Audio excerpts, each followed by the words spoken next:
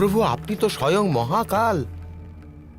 কালের আরম্ভের পূর্বে আপনার বন্ধন ছিল সতীর সঙ্গেই। তথাপি তথাপি স্বীকার কেন করছেন না প্রভু? কেন? কারণ তা সম্ভব নয় দেবর্ষি। সবকিছু আমার ভিতর নিহিত। সময়, যুগ, পরিবর্তন, আমি এই সকলের ঊর্ধ্বে, আর সব আমার অধীন।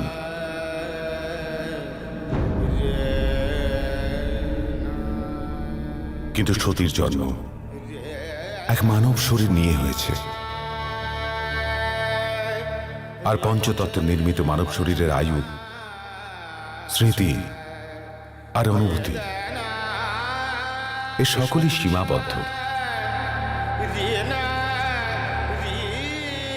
যেদিন সতী সেই সীমা স্পর্শ করবে, তাকে এই শরীর ত্যাগ করতেই হবে। সে তো আমিও বুঝতে পারছি প্রভু। তবু যা বোধগম্য হচ্ছে না তা হলো এই যে, সব জেনেও প্রথম যখন সতী আপনাকে আহ্বান করে তখন আপনি গেলেন কেন? দেবর্ষি নারদ, আমাকে সতীর প্রতি আহ্বানে যেতেই হবে। কারণ সত্য এই যে আমি ওর থেকে পৃথক নই।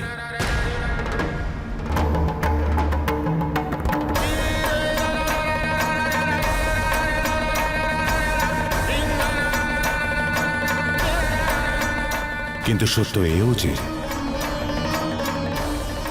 তাকে আমি স্বয়ংয়ের সাথে মিলিত করতে পারবো না। কারণ সত্য এই যে আমি তার থেকে পৃথক নই, যে আমি তার থেকে পৃথক নই।